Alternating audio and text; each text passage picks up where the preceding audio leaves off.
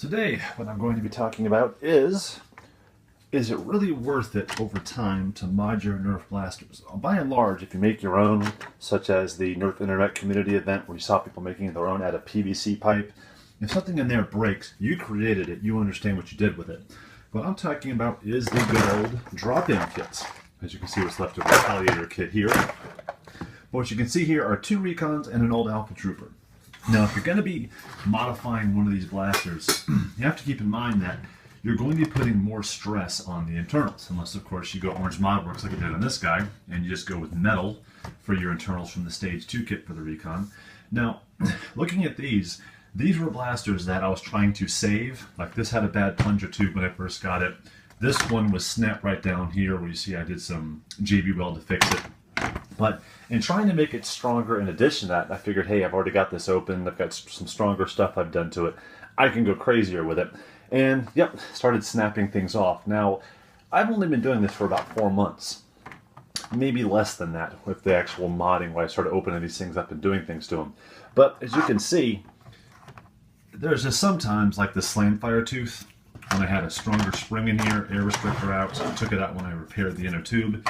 It just one time, I was, firing it, took the clip out, and kind of pulled the trigger to deprime it, and bam, this guy popped right out. Now, if you're wondering what this stuff on it is, yes, that is JB weld. I tried to fix it to get it to work again.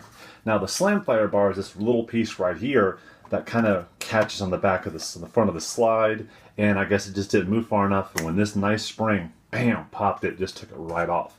Put a weaker spring in there, JB weld, waited 2 days, and didn't make a difference. It snapped it right off. Over here, this was the very first Orange Modworks kit. It was a Massacre, as you can see from the nifty kind of clear polycarbonate internals. And the top tooth kind of snapped off on it. One time when I was shooting it, and that guy was shooting anywhere from 95 to 100 feet per second. So I got to wonder just exactly what I was doing. Sometimes it would get in the 80s, but by and large I was getting 90s with it. So what I'll probably do just to save these two things, when I mean save, this over here is like the clear Sonic Recon that I got from the Nerf lot, and I put the Stage 2 kit in it because they were out of the Massacre.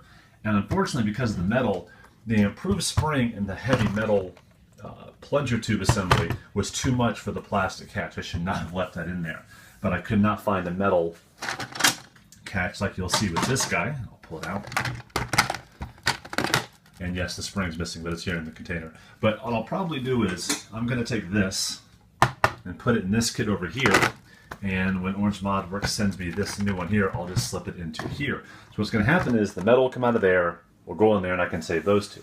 But the whole point of this is, how many people out there have had an older Nerf blaster that they've repaired, made better, and took the air restrictor out, loved it, and almost cracked it immediately, or it cracked eventually?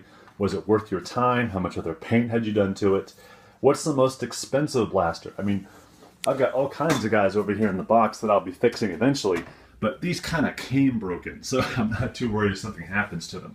I haven't gone so far as to buy a $50 blaster off the shelf, improve it, and all of a sudden I break something in it. This has all been kind of secondhand kind of stuff. So, just asking out there, put in the comments below, what was your biggest oops, like you snapped something by making it too strong? I've heard of some people putting so much juice into long shots, trying to get 300 feet ranges, that they end up snapping something inside. Hey, what are you going to do? It's the whole part of the hobby. These things aren't that expensive to get them at thrift stores. But what was your biggest mistake in modding? What wore out on you that kind of depressed you? Because honestly, I wish I could mod these old Alpha Troopers, but it's almost like it's not worth it anymore if it's going to cause that much damage.